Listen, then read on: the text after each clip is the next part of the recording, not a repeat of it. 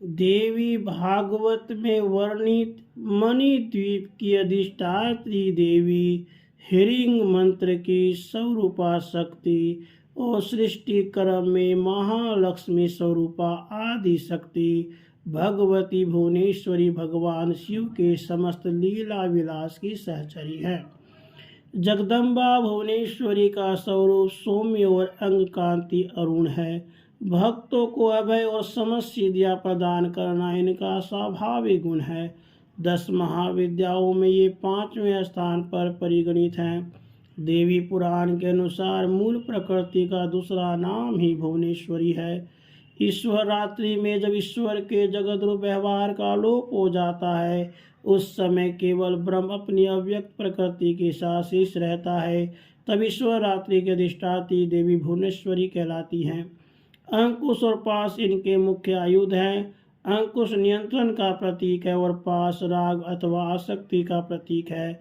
इस प्रकार स्वरूपा मूल प्रकृति ही भुवनेश्वरी है, जो विश्व को वमन करने के कारण वामा, शिवमयी होने से ज्येष्ठा तथा कर्म नियंत्रण, फल दान और जीवों को दंडित करने के कारण रौद्री कही जाती है।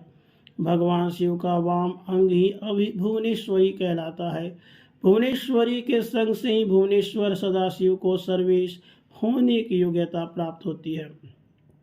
महानिर्वाण तंत्र के अनुसार संपूर्ण महाविद्याएं भगवती भुवनेश्वरी की सेवा में सदा संलग्न रहती हैं। 7 करोड़ महामंत्र इनकी सदा आराधना करते हैं। 10 महाविद्याएं ही 10 सोपान हैं। काली तत्व से निर्गत होकर कमला तत्व तक की 10 स्थितियां हैं, जिनसे अव्यक्त भुवनेश्वरी व्यक्त होकर ब्रह्मांड का रूप धारण कर सकती हैं तथा प्रलय में कमला से अर्थात व्यक्त जगत से क्रमशः लय होकर काली रूप में मूल प्रकृति बन जाती हैं।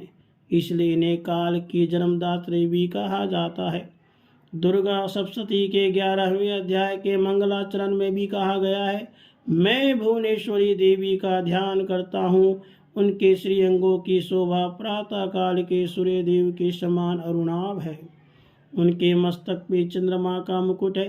3 नेत्रों से युक्त देवी के मुख पर मुस्कान की छटा छाई रहती है। उनके हाथों में पाश, अंकुश, वरद एवं अभय मुद्रा शोभा पाते हैं। इसी प्रकार बेनली तंत्र की अवधारणा पुराणों के विवरणों से भी पुष्ट होती है।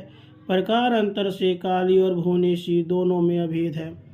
अव्यक्त प्रकृति भुवनेश्वरी ही रक्तवर्णा काली है। देवी भागवत के अनुसार दुर्गम नामक दैत्य के अत्याचार से संतप्त होकर देवताओं और ब्राह्मणों ने हिमालय पर सर्व कारण स्वरूपा भगवती भुवनेश्वरी की ही आराधना की थी।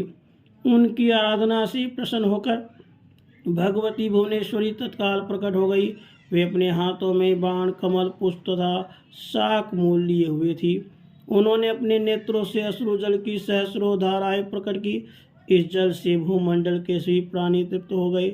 समुद्रों तथा सरिताओं में अगाध पर जल भर गया और समस्त औषधियाँ सींच गई। अपने हाथ में लिए गए शाकों और फल मूल से प्राणियों का पोषण करने के कारण भगवती भुवनेश्वरी ही शताक्षी तथा शाकंभरी नाम से विख्यात हुई। इन्होंने ही दुर्गमासुर को युद्ध में हार मारकर उसके द्वारा पहत वेदों को देवताओं को पुनः सौंपा था। इसके बाद भगवती दुर्गा भुवनेश्वरी का एक नाम दुर्गा प्रसिद्ध हुआ। भगवती भुवनेश्वरी की उपासना पुत्र प्राप्ति के लिए विशेष फल प्रदा है। रुद्रयामल में इनका कवच, नील सरस्वती तंत्र में इनका हृदय तथा महातंत्रान्व में इनका सहस्र नाम संकलित है। राधे।